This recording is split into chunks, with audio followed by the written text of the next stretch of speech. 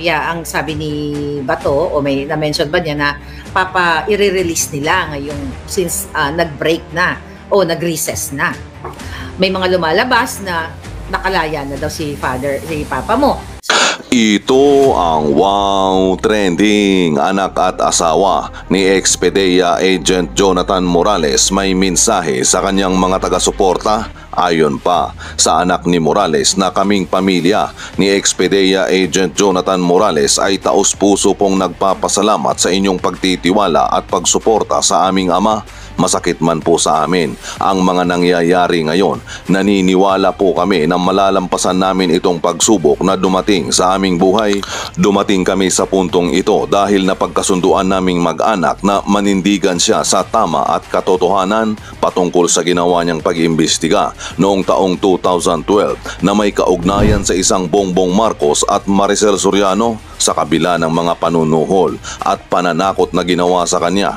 Patuloy na naninindigan ang aming ama at hindi nagpatinag at nagpalupig sa sinuman kahit na ito ang naging dahilan ng pagkakulong niya sa Senado. 3 days ago, matapos na i-contempt ni Junggoy Estrada si Morales sa Senado, inulan ng katakot-takot na bashing sa social media ang dalawang senador na sila si Chis Whiz Escudero at Junggoy Estrada. Hindi kasi nagustuhan ng mga netizen at halata daw na ang pagpunta nila ni Chis at Junggoy sa Senado ay para lang sirain ang pagkatao ni Morales at hanapan ng butas para mai-contempt at para na rin itigil na ang hearing sa Senado patungkol sa issue ng PDEA leaks. Buwelta pa ng mga netizen na dapat kapag ang isang mambabatas ay nakasuhan ay dapat na tanggalin na kaagad dahil ang ginawa ni Junggoy at Chis Whiz Escudero ay malinaw na dinedepensahan lang nila si Marcos Jr. ni hindi nga nila tinanong si Picoy kahit pa booking at gasgas na ang mga birada nito na ayon pa kay Picoy nakathang isip lang daw niya at gusto lang niyang pasakayin si ex-PDEA Agent Jonathan Morales at dahil nga nabwisit ang mga netizen, ito ang kanilang komento. It's more fun. In the Philippines, ang convicted senator may lakas ng loob magpakulong ng civilian samantalang siya ay sinasahuran pa din kahit convicted ng bribery. Sa susunod, bawal na sa Senado ang artistang senador, bawal na rin ang mga sikat at nagpapasikat na senador pero walang nagagawang batas para sa taong bayan. Dapat kasi kapag convicted na ang senador, wala na siyang puwang sa Senate hearing. Marami naman diyang senador na matitino, yung di convicted, yun patuloy na kulong. Comment lang po. Dapat ang mga senador ay may independent at walang kinikilingan. Ang mga viewers ay nalilito sa pag-iimbestiga ng mga senador. Estrada was found guilty of 1 count direct bribery and was sentenced 9 years of imprisonment at may 2 indirect bribery for 2 to 3 years imprisonment. Why? He is qualified to run for senator only in the Philippines. Bakit si Kumar pinayagan nila na mag-zoom samantalang si Pastor Kibuloy ayaw nila na payagan mag-zoom sa hearing? Unfair. Ang Senate kay Pastor Kibuloy pwede naman palang mag-zoom sa meeting. Ang tama at nagpalamon nga sabi ko kay Jinggoy, nagpalunok. Tama ba? Nilamon siya ng bonggang-bongga. Ito ay gawa lahat ng Malacanang. Kasi right after, nag-celebrate si Liza Tanas at ang mga asawa ng mga senador na katuwang ni Liza para i-cite in contempt at gawing Senate President si Escudero. Sa kaalaman ng mga lahat, kahit anong gawin pala, kahit gaano pa ang isasagot ni Agent Morales noong May 20, ang goal ni Jinggoy dahil sa basbas ng Malacanang ay i-contempt si Morales no matter what. Kahit anong gawin ni Morales, yan ang plano nila na i-contempt at palalabasin na si Morales ang sinungaling. Pero dito sa ating exhibit, mamaya-maya, mga palangga, sa ipapalabas ko, dapat ipatawag din ang Makati Med o Makati Medical Center. Dahil sa kisabwa, I don't know kung alam ng, bigyan natin ng benefit of the doubt itong si Makati Med. Okay? Dahil sa pagsabwatan kay James Kumar, na kasabwat din ni Liza Marcos doon nga sa napanood nating video sa CCTV na gustong aregluhin si Agent Morales through Picoy and doon sa pag-uusap kay Romy Enriquez. Ngayon, mga kababayan, kailangan ninyong buksan ang inyong isipan sa lahat. Papakita ko na susunod sa inyo. Okay? Pinost na natin to sa Buljakan. Actually, ang mensahe, mensahe ng anak, pamilya ni Agent Morales. Nakausap ko kasi yung anak niya. Ang sabi ko kanina, may nag-message kasi sa akin yung mediator namin, yung intermediary. Ngayon, ang sabi magpapa-interview daw yung kanyang anak. So ang sabi ko, I don't think na mag-i-expose ka. Sabi ko dun sa anak niya. Sabi ko, I don't think na i-expose ka pa. Tama na yung father mo na lang. Tama na lang na si Agent Morales ang ma-expose dito kasi ito'y laban niya. Although pamilya kayo, tama nang si Agent Morales ang inaapi dito, ang sinusuppress, ang pinagkakaisahan ng buwaka ng inang Lisa, Bangag na Marcos Jr., Jinggoy Estrada, at ang mga tiwali dyan sa senador, mga yawa kamo. Ito po yung official statement ng pamilya ni Expedea. Basahin ko lang, maiksi lang naman to. Okay? Sabi dito, kaming pamilya ni Expedea Agent Jonathan Morales ay taos-puso pong nagpapasalamat sa inyong pagtitiwala at pagsuporta sa aming ama. Masakit man po sa amin ang mga nangyayari ngayon, naniniwala po kami na malalampasan namin itong pagsubok na dumating sa aming buhay. Dumating kami sa puntong ito dahil sa napagkasunduan naming mag-anak na manindigan siya at sa tama at katotohanan patungkol sa ginawa niyang pag-iimbestiga noong 2012 na may kaugnayan sa isang Bongbong Marcos at Maricel Soriano. Sa kabila ng mga panunuhol at pananakot na ginawa sa kanya, patuloy na nanindigan ang aming ama at hindi nagpatinag at nagpalupig sa sinuman, kahit na ito ang naging dahilan ng pagkakulong niya sa Senado. Muli nagpapasalamat kami sa lahat ng taong sumusuporta at naniwala sa panindigan at pinaglalaban niya. May God bless us all, the family of Expedea Agent Jonathan Morales. Okay, nakausap ko yung anak ni Agent Morales, parang kasing edad ng anak ko. Okay? Sabi ko, kumusta si Agent Morales? Okay naman daw, hinaritaran niya ng mga reading materials, mga books, mga pagkain at tubig. Tapos sabi ko, kasi nga, hindi ganun kagandang signal ko sa area ko. Sabi ko, may mga lumalabas na nakalaya na daw si papa mo. Sabi niya, hindi po, nandoon pa rin. Kasi nga, ang sabi ni Bato, o may na-mention ba niya na papa, i-release nila ngayong since nag-break na o nag-recess na. So, ngayon, matagal kami nag-usap. Ngayon, isa sa tinanong ko, sabi ko dun sa anak niya, kung may sama ba siya ng loob sa akin dahil ako yung nag-leak ng PIDEA leaks. Ang sagot sa akin, hindi po, kasi desisyon naman ng daddy niya na lumabas based nga doon sa comment, 'di ba? Doon sa kanilang statement na dumating sa punto na napagkasunduan nilang mag-anak na manindigan siya. Tapos, yun na nga, sabi covered naman yung nilabas ko PIDEA leaks. Sabi niya, definitely it's decision po ng daddy ko na lumabas na ma-clear din yung kanyang pangalan at masabi niya sa taong bayan na totoo na siya yung PIDEA agent, siya yung nagpumirma dun sa dokumento na yon. Ganon ang sabi niya sa akin. Kaya nga sabi ko, even though it's not my fault na mag-testify siya, inutusan ko ba si JM, si Jonathan Morales na sige lumabas ka? Actually, sabi ka ng anak niya, Miss Maharlika, naka-cover nga po yung pangalan ni Daddy dun sa PIDEA leaks. Pero he chose to speak up. Okay, sabi ko, I'm glad naman at naiintindihan. Ma'am, sabi nga nun, bata pa lang siya, talagang nakikita niya na yung father niya na biktima talaga ng injustice at patuloy na lumalaban.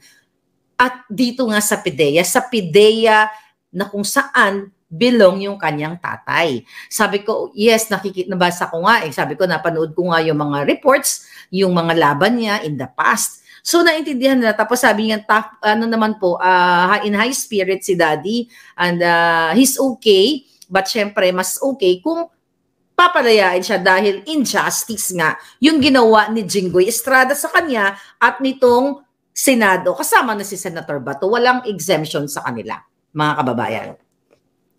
Ngayon, mga palangga, ano ang Nanay Robles, thank you mga kababayan. So ngayon, sino dapat ang makulong? Itong Jutang Ginimis na to, na Jinggoy Estrada, nakasabwat ka ba ni Kumar? Kasi may picture kayo ni Kumar. Maraming kasama si Kumar sa pictures. Si Escudero na parang sweet-sweet sila na parang magjowa. Si Lisa. Tandaan nyo, itong si James Kumar. Kasama ka, James Kumar, sa listahan. Okay? Kayo nila Francis Chua, kayo ni Lisa. Kasama ka sa doon sa involved ka sa pagkikidnap. Sa pangdurukot, na nakapandurukot ng mga bata na may basbas din si Lisa, na si Lisa rin ang mastermind dito sa Turkey. Right? Huwag ka mag-acting, James Kumar, na ikaw ay may sakit, na ikaw ay may TIA, transient ischemic attack, na sinasabi ng iyong abogado. Mamaya, bibistuhin, well, nabisto ka na, pero papakita natin. Putang ina, talagang nakakagigil po eh. Ikaw, Jinggoy, makinig ka. Ikaw ba to na nagsuri-suri ka pa kay James Kumar? I-play ko lang yung message kasi you know what, nung hearing kasi busy ako ka. Sabi ko hindi ko na panood actual pero naririnig ko lang sa akin tenga yung audio. Pakinig ko lang to sa inyo. Senator, last Friday, we were going to the Parañaque prosecutor's office to file a case against the people who used his name. However, on our way there, he started getting dizzy. So we brought him straight to Makati Medical because we called his doctor. And apparently, we have the report now from the doctor that he had a transient ischemic attack, which is a stroke. And when they checked him, meron pong bara, I think 55% yung bara sa vein. And at the same time, he was suffering from acute bronchitis, Your Honor. So may tubig din sa baga. So if any doctors from the Senate or from the parties, even if we bring the reports, the scans, they will be able to find the same, they will have the same findings, Your Honor. Okay. Mga kababayan, ito. Ang sabi ng kanyang lawyer na nag-suffer daw si Kumar, okay? Dito sa mild stroke, okay? So, tignan natin, mga kababayan. Okay, kahit i-google nyo dyan sa lahat ng mga medical website, okay? Transient ischemic attack or TIA. Ano daw ba ito? At ito, maiksi lang. A transient ischemic attack is a stroke that lasts only a few minutes. It occurs when the blood supply to part of the brain is briefly interrupted. TIA symptoms usually occur suddenly, are similar to those stroke but not last as long. Most symptoms of TIA disappear within an hour, although they may persist for up to 24 hours. Symptoms can include, ito yung symptoms, numbness or weakness in the face, arms, or legs, especially on one side of the body. Trouble seeing in one or both eyes, difficulty with walking, dizziness. Well, sinabi ng kanyang lawyer yan, nagkaroon nga siya ng dizziness, confusion, or difficulty in talking or understanding speech. Loss of balance, coordination, Okay. Ang sabi pa ng kanyang lawyer ay meron din siyang acute bronchitis. Okay, ano ba tong acute bronchitis? Sabi dito, acute bronchitis is a viral infection that causes inflammatory on the bronchial tubes or tubes, which are the airways that carry air into the lungs. When body tries to fight the infection, the bronchial tubes swell, causing coughing, wheezing, chest tightness, and shortness of breath. The swelling also narrows the airways, allowing less air to pass through. Chest discomfort, fatigue, fever, da-da-da-da. Okay, ngayon, maiksi lang. Ang sabi niya, mga kababayan, ang sabi ng lawyer ay nasa Makati Medical Center. Doon ngayon, pinakita, I think, stop muna natin ito. Ipakita natin ang itsura ni Kumar noong nasa, balikan natin. Okay, ito. Ito nyo yan. Okay. Notice ha, nakita nyo, na-discuss na to, itong robe niya. Nakita nyo yung kanyang robe, hospital robe. Tapos aside from, actually, dyan sa ano na yan, ito, nakita nyo, okay? Nakapajama pa siya sa loob. Okay? Bakit natin pinapakita yan? Ayan, nakapajama sa loob. Definitely yung pajama na yan, pants, and yung polo na pajama, mayroon akong ganyan. Tapos ito, robe. Ngayon, mga kababayan, notice that ha, okay? Alright. So ngayon, nasa Makati Med daw siya. So hinanap ko kung ano ba yung hospital gown sa Makati Med. Ito po yung Makati Med. Okay, present tayo.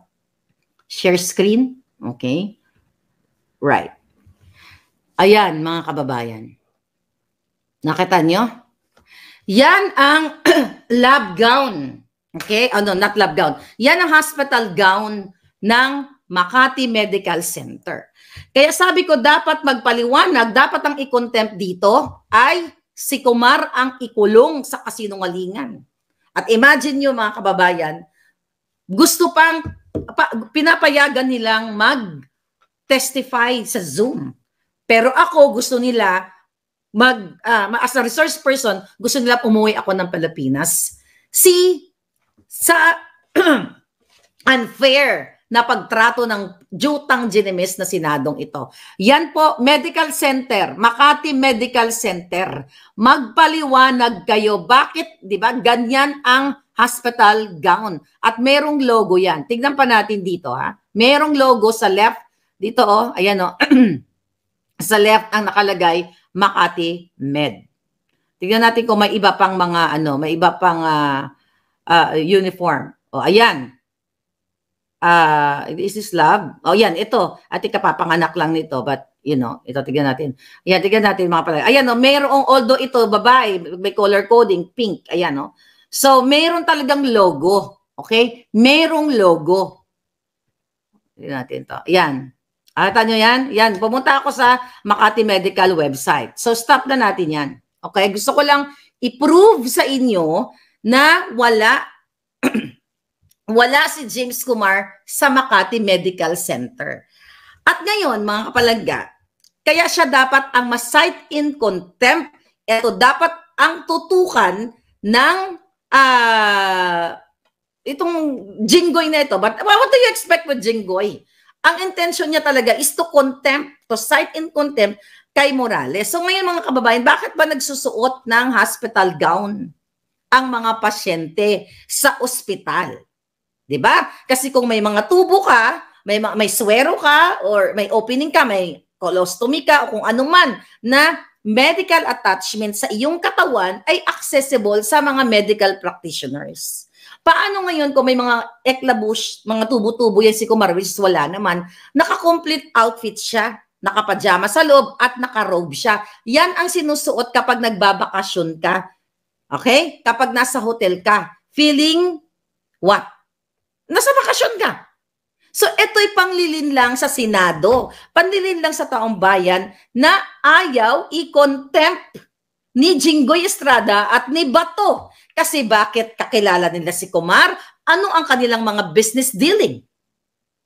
Pero si Morales na nandoon, hinarap sila ng eye to eye. 'Di ba? Flesh to flesh. Kinontempt kasi yan ang utos ni Lisa Tanas, kapalit ng posisyon o baka panalo sa loto na naman may nalo na naman sa loto para i-contempt, cite in contempt si Morales. Ngayon mga kababayan, nakita nyo na ang hospital gown ng Makati Med ay ibang-iba doon sa palabas ni Kumar Sabi ko nga, yung kanyang costume designer, costume director is palpak.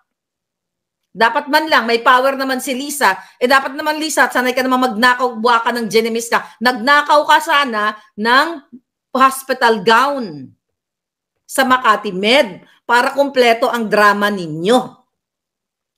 So ngayon, alam niyo naman siguro na kaya nag-hospital gown ang pasyente, mga kababayan, para sa konbinyente. Both parties, pasyente, nurses, doctors, para, syempre, at ang tali niya nasa likod. Di ba? Alam niyo yan, di ba? So ngayon, mga kababayan, ano ang eksena ngayon? So right after ay nakipag-meet up, ito nga nagsisend sa akin kanina. Okay? Nakipag-meeting, okay, ano sabi dito? Right. Nakipag-meeting, itong si, nakikita ba dito? Ayan. Nagpost si Lisa Marcos sa kanyang Instagram, pero binura niya rin later. I think binalik yata. Tignan ko lang Instagram kung binalik niya, ha. Nakipag-meeting nga dito, o nag-break bread daw sila. Okay? Tingnan natin ang hitad na kidnapper, si Lisa Marcos. Binalik niya na. Okay? So, 9 hours ago. Nung pinost niya ito, after 5 minutes, binura niya. Okay? Sabi niya, had a nice time breaking bread with the senators and their spouses. So, kasama si Robin Padilla. Ayan, ang picture na yan. Ating nakikita. Ay, malabo. Nakaano kasi ako eh. Okay. Wag na. Okay. Pupuntahan nyo na lang sa Instagram niya. Kasama si Robin Padilla, si Cayetano, na dating sinasabi na si Marcos pati oras ay ninakaw ni Marcos. So, ganito talaga ang politika. Magkano kaya ang kapalit sa bunganga ni Cayetano o lahat ng mga senador, okay, na nagiging tuta ni Lisa Araneta Marcos. So, sino yung nandoon? Oh, ayan si Tulfo, si Escudero, Villar, ayan si Estrada, si Legarda, sino to mga to? Cayetano, is this Pia Cayetano? Yeah, Pia Cayetano, magkapatid. At si Gatchalian. At saka is this Tolentino? Yeah, Tolentino. Anyway, mga kababayan, napag-alaman natin na kahit anong gawin, kahit ano pang isagot ni Morales doon sa Senate hearing, ay ang misyon ni Jinggoy is to convict Morales. To cite in contempt Morales. Kaya planado nila. Kaya right after, nag-celebrate ang mga senator. Dahil nga sa utos ni Lisa Araneta Marcos at ni Marcos Jr. para pahirapan o i-cite in contempt si Morales. At mismong lumabas sa bibig ni Mig Zubiri yung pagpapaalis sa kanya. 'Di ba? Ang supposedly parang coup, okay? Doon sa loob ng Senado ay talagang pinlano na since January pa lang this year na ito. So ngayon, maliwanag pa sa sikat ng araw na itong ginagawa sa pagpigil o cancel for a while nitong PIDEA leaks na ito, ang utos si Marcos Jr. at itong si Bangag at itong si kidnapper. Pareho lang yan sila, Bangag at saka kidnapper. Diba? So ngayon, mga palangga, nandyan pa si JM, si Jonathan Morales sa loob. Actually, nag-aalala din ako sa kanya kasi nga, although nakarating sa atin na maayos yung treatment sa kanya, pero ito'y patunay, mga kababayan, na talagang